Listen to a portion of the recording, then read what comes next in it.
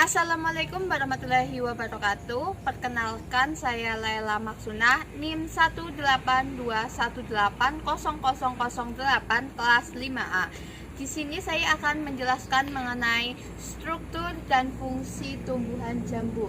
Tumbuhan atau organisme yang termasuk ke dalam kingdom plante memiliki peran yang sangat penting bagi rantai makanan. Struktur tumbuhan yang memiliki zat hijau daun atau klorofil dapat berfotosintesis dan dapat memproduksi bahan makanannya sendiri, sehingga sering disebut organisme autotrof. Secara umum, tumbuhan terdiri atas bagian-bagian, yaitu akar, batang, daun, bunga, dan buah. Yang pertama kita bahas yaitu adalah akar. Biasanya akar berada di bagian bawah tanaman. Pohon jambu dapat tumbuh tinggi dan besar karena pondasi dari akar. Akar adalah bagian pokok tumbuhan yang biasanya tumbuh di bawah permukaan, yaitu di dalam tanah. Akar biasanya dengan mudah menembus tanah untuk menyerap makanan. Makanan tumbuhan adalah unsur hara seperti air dan garam mineral. Pohon jambu biji ini memiliki akar tunggang.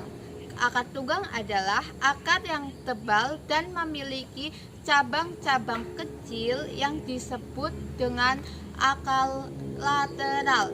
Akar berperan untuk menyerap air dan mineral dari tanah, juga menjaga tanaman agar tumbuh dan berdiri tegap.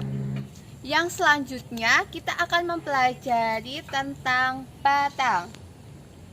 Batang arah pertumbuhannya ke atas. Batang adalah sumbu tumbuhan yang menopang daun, bunga, dan batang. Bentuk batang seperti silinder, yaitu panjang dan bulat. Batang akan tumbuh tinggi ke atas bertujuan untuk mendapatkan cahaya matahari dan udara. Jambu biji termasuk ke dalam jenis tambahan perdu atau kecil, di mana jambu biji bisa memiliki pohon dengan tinggi sekitar 2-10 meter karena termasuk pohon dikotil. Jambu biji memiliki batang berkayu dan tentunya keras, serta kulit batang yang licin dan berwarna coklat kehijauan. Batang berfungsi untuk menyalurkan unsur hara dari akar ke seluruh bagian tumbuhan. Jadi unsur hara yang diserap akan diproses ke daun, bunga, dan buah melalui batang. Selanjutnya adalah daun. Daun adalah bagian tumbuhan yang umumnya memiliki karakteristik datar hijau dan terletak pada batang. Daun jambu adalah organ tanaman yang berfungsi sebagai reabsor transpirasi, asimilasi, serta respirasi atau proses pengambilan karbon dioksida di alam bebas oleh tanaman untuk diubah menjadi O2 atau oksigen yang dibutuhkan oleh manusia. Daunnya berbentuk menyirip, di mana setiap daun memiliki ibu tulang yang menjalang menuju ujung-ujung daun dan sejajar keluar menuju sisi-sisi daun. Daun jambu biji memiliki tepi daun yang berbentuk rata dan berwarna hijau muda pada daun yang masih tunas, serta menjadi hijau tua seiring usia pohon jambu.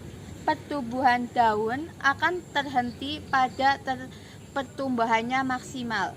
Daun terdiri dari tangkai daun, helai daun, tulang daun, dan urat daun. Urat daun adalah garis-garis tempat pada helai daun, mengandung jaringan pembawa air dan makanan. Pola yang dibentuk oleh urat disebut venari. Venari daun berbentuk menyirip sejajar. Daun merupakan tempat berlangsungnya fotosintesis dengan menggunakan karbon dioksida dan air di bawah sinar matahari, melibatkan sehijau daun atau klorofil berproses di bagian daun melepaskan oksigen. Zat makanan yang berbentuk fotosintesis akan disimpan di bagian tanaman sebagai zat tepung, biasanya sebagai buah. Yang selanjutnya kita masuk ke bunga. Bunga adalah bagian yang paling terindah dari tumbuhan. Bunga berperan sebagai organ reproduksi pada tanaman. Bagian-bagian bunga terdiri dari kelopak, mahkota, benang sari atau alat reproduksi jantan, dan putik atau organ reproduksi wanita. Putik dan benang sari nantinya akan terjadi reproduksi. Kalau nantinya bertemu akan menjadi pangkal biji dan buah. Benang sari adalah organ reproduksi jantan pada bunga, terletak mengelilingi putik dan pada ujungnya terdapat kepala sari yang berisi serbuk sari. Putik adalah perkembangbiakan betina.